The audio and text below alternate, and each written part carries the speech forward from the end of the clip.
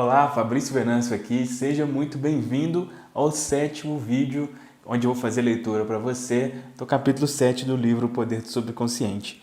Esse capítulo tem o título A Tendência do Subconsciente é para a Vida. É um capítulo bem interessante, um capítulo um pouco mais curto, né? Mas que ele mostra realmente como, né, você já entendeu, se você ouviu os capítulos anteriores, tudo que a gente vê na nossa vida é o que está impresso no nosso subconsciente, né? A gente pode dizer que existe um mundo para cada um, baseado naquilo que a gente pensa, né? Podemos dizer assim. E aqui ele mostra como que a tendência mesmo do subconsciente é para a vida, é para a saúde, é para a riqueza, né?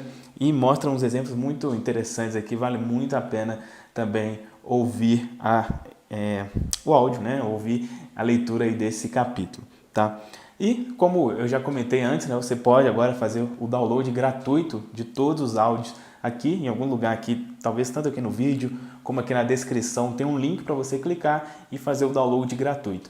E se você ainda não se inscreveu também no canal, assine aí o canal, por favor, para tanto você ser notificado, né, quando eu postar vídeos novos aqui, mas também você vai estar ajudando o canal a crescer. E também dê um gostei aqui no vídeo se você acha essa iniciativa interessante. Beleza? Vamos aqui então para a leitura do capítulo 7.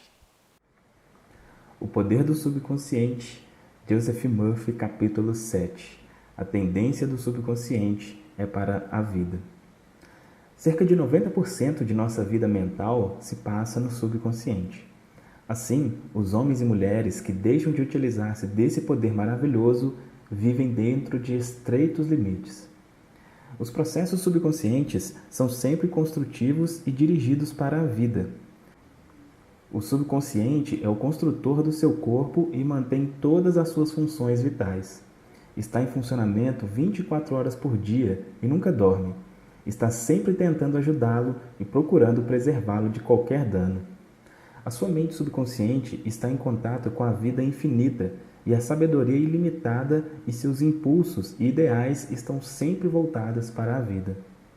As grandes aspirações, inspirações e visões de uma vida melhor e mais nobre saem do subconsciente. As suas convicções mais profundas são aquelas com as quais você não pode argumentar racionalmente, pois não se originam de sua mente consciente, vêm de sua mente subconsciente. O seu subconsciente fala-lhe através de intuições, impulsos, pressentimentos, sugestões, anseios e ideias, e está sempre a dizer-lhe que se erga, distinga-se, cresça, avance, aventure-se e se alce a novas alturas. O impulso de amor e o de salvar vidas alheias vem das profundezas do subconsciente.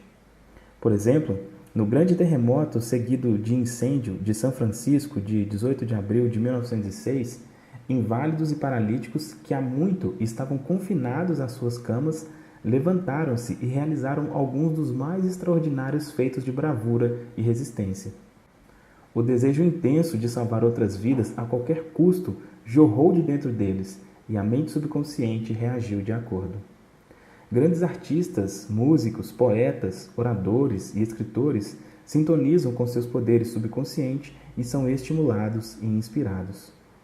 Um exemplo, Robert Stevenson costumava, antes de dormir, encarregar seu subconsciente a tarefa de desenvolver histórias para ele durante o sono.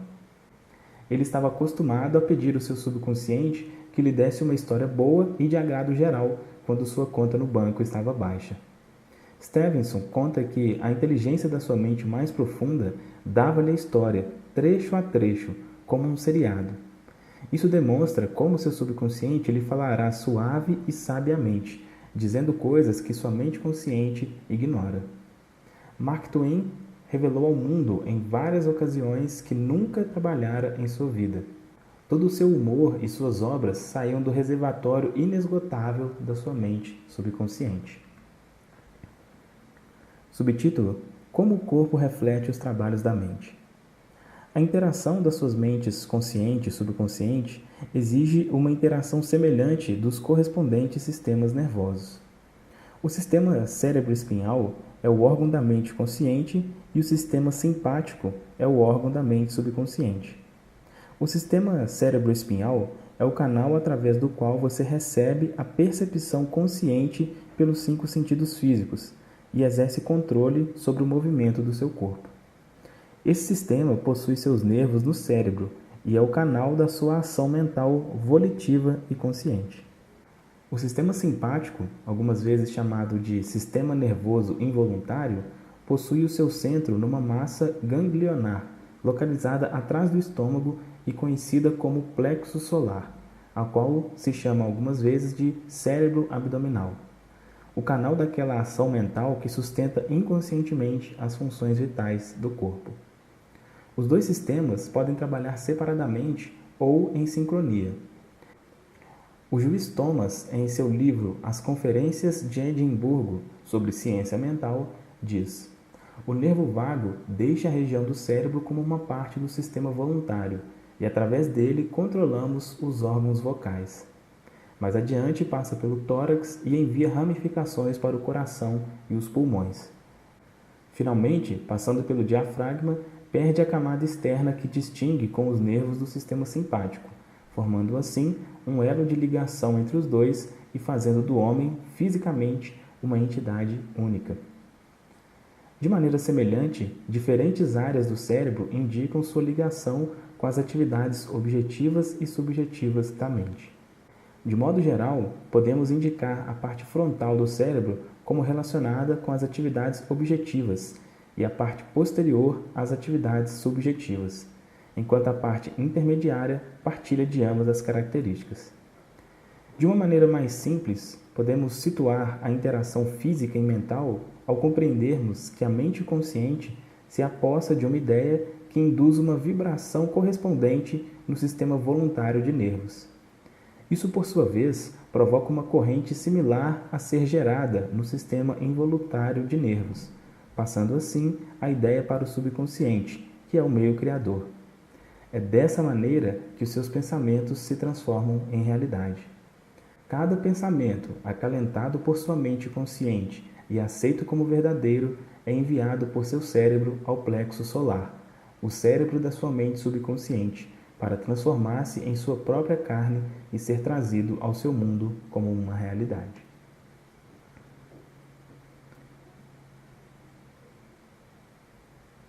Subtítulo: há uma inteligência que vela por nosso corpo.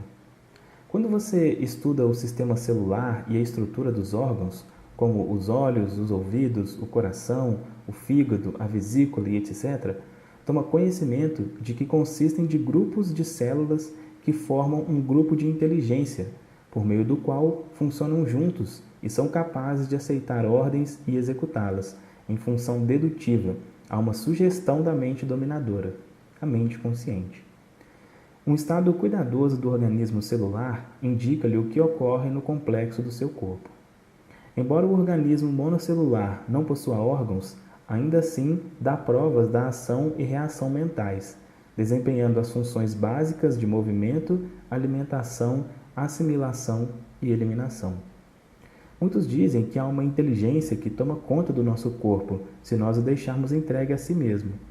Isso é verdade, mas a dificuldade é que a mente consciente sempre interfere com suas evidências dos 5 sentidos, baseada nas aparências exteriores, trazendo a influência de falsas crenças, temores e simples opiniões. Quando o medo, falsas crenças e padrões negativos são registrados em nossa mente subconsciente, através de condicionamento psicológico, emocional, não há outro caminho aberto à mente subconsciente que não agir de acordo com as especificações que lhe foram apresentadas. Subtítulo: o subconsciente trabalha permanentemente pelo bem comum. O ser subjetivo que há dentro de você trabalha permanentemente pelo bem comum, refletindo um princípio inato de harmonia que há por trás de todas as coisas. O seu subconsciente possui sua vontade própria e é em si mesmo uma coisa bastante real. Age dia e noite, quer você atue sobre ele ou não. É o construtor de seu corpo, mas você não pode vê-lo, ouvi-lo ou senti-lo enquanto trabalha, pois se trata de um processo silencioso. Seu subconsciente possui vida própria e está sempre voltado para a harmonia, saúde e paz. Esta é a sua norma divina, procurando expressar-se através de você em todas as ocasiões. Subtítulo: Como o homem interfere com o princípio inato da harmonia. Para pensar correta e cientificamente, devemos conhecer a verdade. Conhecer a verdade é estar em harmonia com a infinita inteligência e o poder do seu subconsciente, que está sempre voltado para a vida. Cada pensamento ou ato que não é harmonioso, seja por ignorância ou intencionalmente, resultará em discórdia e limitações de toda a espécie. Os cientistas já constataram que construímos um novo corpo de 11 em 11 meses. Portanto, do ponto de vista físico, temos realmente apenas 11 meses de idade. Se você constrói um corpo imperfeito, com pensamentos de medo, raiva, ciúme e má vontade, o único responsável será você mesmo. Você é a soma total de todos os seus pensamentos, mas você pode evitar os pensamentos e imagens negativas. O caminho para libertar-se da escuridão é a luz. O meio de superar o frio é o calor. A maneira de suprimir os pensamentos negativos é substituí-los por bons pensamentos. Procure o bem e o mal desaparecerá. Subtítulo: Por que é normal ter saúde e vitalidade e ser forte? A doença é uma anormalidade. A criança normal vem ao mundo com saúde perfeita, todos os seus órgãos funcionando normalmente. Esse é o estado normal, e deveríamos permanecer pela vida afora com saúde e vitalidade. O instinto de conservação é o mais forte instinto da natureza humana, constituindo uma verdade poderosa, sempre presente e constantemente em ação, inerente à própria natureza humana. É óbvio, portanto, que todos os nossos pensamentos, ideias e crenças devem possuir força maior quando estão em harmonia com o princípio da vida, inato que há em nós, e que está sempre procurando preservar-nos e proteger-nos. Por isso é que as condições normais podem ser restauradas com maior facilidade e certeza do que podem ser induzidas as condições anormais. É anormal estar doente. Significa simplesmente que você está indo contra a corrente da vida e pensando negativamente. A lei da vida é a lei do desenvolvimento. Toda a natureza testemunha o funcionamento dessa lei, expressando-se silenciosa e constantemente através da lei do crescimento. Onde há desenvolvimento, deve haver vida. Onde há vida, deve haver harmonia. E onde há harmonia, deve haver saúde perfeita. Se seu pensamento está em harmonia com o princípio criador do seu subconsciente, você está sintonizado com o princípio inato da harmonia. Se tem pensamentos que não estão em consonância com o princípio da harmonia, esses pensamentos aderem a você, atormentando-no, preocupando-no e, finalmente, trazem doenças e mesmo, possivelmente, a morte, se persistirem. Na cura das doenças, você deve aumentar o influxo e distribuição das forças vitais do seu subconsciente através de seu sistema. Isso pode ser realizado com a eliminação dos pensamentos de medo, ansiedade, ciúme, ódio e todos os outros pensamentos destrutivos que tendem a arrebentar e destruir seus nervos e glândulas, tecidos do corpo que controlam a eliminação de todo o material sem utilidade. Subtítulo: A cura do mal de Pote. Na revista Nautilus de março de 1971, há um artigo sobre um garoto que sofria do mal de Pote, tuberculose na espinha, e que teve uma cura notável. Chamava-se Frederick Elias, de Indianápolis. Hoje é ministro da Igreja Unidade do Cristianismo na cidade de Kansas, no Missouri. O médico declarou incurável. Ele começou a rezar e de um menino paralítico e todo curvado, caminhando sobre os joelhos e as mãos, transformou-se em um homem forte, desempenado e bem formado. Criou sua própria afirmação, absorvendo mentalmente as qualidades que necessitava. Várias vezes por dia, afirmava repetidamente: sou perfeito, de boa saúde, forte, vigoroso, simpático, harmonioso e feliz. Perseverou nessa oração, informando depois que eram as últimas palavras que seus lábios pronunciavam à noite e as primeiras que pronunciavam pela manhã. Rezava também pelos outros, emitindo pensamentos de amor e saúde. Essa atitude mental e a maneira de rezar revertiam-lhe aumentadas várias vezes. Sua fé e sua perseverança foram recompensadas. Quando pensamentos de medo, raiva, ciúme ou inveja desviaram-lhe a atenção, reagia imediatamente, concentrando-se em sua afirmação mental.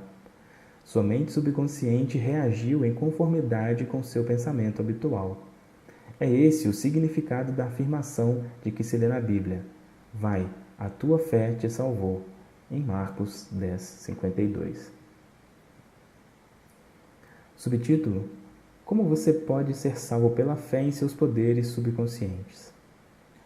Um jovem que assistia às minhas conferências sobre o poder de cura da mente subconsciente tinha um grave problema no olho, o qual, segundo seu médico, precisava ser operado. Ele disse para si mesmo: meu subconsciente fez meus olhos e pode curá-los. Todas as noites, antes de cair no sono, entrava em estado de sonolência e meditação, vizinho ao próprio sono. Sua atenção era imobilizada e focalizada no oculista. Imaginava o médico à sua frente e ouvia-o, ou imaginava ouvir, dizendo claramente: aconteceu um milagre. Visualizava essa cena todas as noites, durante 5 minutos ou mais, até cair no sono. Ao fim de 3 semanas, foi procurar novamente o médico que o examinara e ouviu dizer: um milagre. O que aconteceu? O jovem impressionou sua mente subconsciente, usando o médico como um instrumento ou meio de transmitir a ideia e convencer-se de sua realidade. Através da repetição, da fé e da esperança, impregnou seu subconsciente com a ideia da cura. O seu subconsciente fez seus olhos, possuía, portanto, o padrão perfeito para eles e tratou de curá-los. Este é outro exemplo de como a fé no poder de cura do subconsciente pode salvá-lo. Agora, alguns pontos a se destacar nesse capítulo. Ponto 1. O seu subconsciente construiu seu corpo e está em funcionamento 24 horas por dia. Você o interfere com seus padrões de vida, tendo pensamentos negativos. Ponto 2. Encarregue seu subconsciente da tarefa de encontrar uma resposta para qualquer problema antes de dormir, e a resposta será encontrada. Ponto 3. Vigie seus pensamentos. Cada pensamento aceito como verdade é enviado pelo cérebro ao seu plexo solar, o cérebro abdominal, e trazido ao seu mundo exterior como uma realidade. Ponto 4. Saiba que você pode reconstruir-se, dando ao seu subconsciente novas impressões. Ponto 5. A tendência do subconsciente é sempre para a vida. Seu trabalho é com a mente consciente. Alimente o subconsciente com premissas verdadeiras. Seu subconsciente está permanentemente reproduzindo de acordo com seus padrões mentais habituais. Ponto 6. Você constrói um novo corpo em 11 meses. Mude seu corpo mudando seus pensamentos e mantendo-os mudados. Ponto 7. O estado normal é a saúde. A doença é uma anormalidade. Existe um princípio inato de harmonia. Ponto 8. Pensamentos de ciúmes, medo, preocupação e ansiedade arrebentam e destroem seus nervos e glândulas, trazendo doenças mentais e físicas de toda espécie. Ponto 9. O que você afirma conscientemente e sente como verdadeiro manifestar-se-á em sua mente, corpo e vida externa. Afirme o bem e passe a gozar a alegria de viver. Fim do capítulo 7.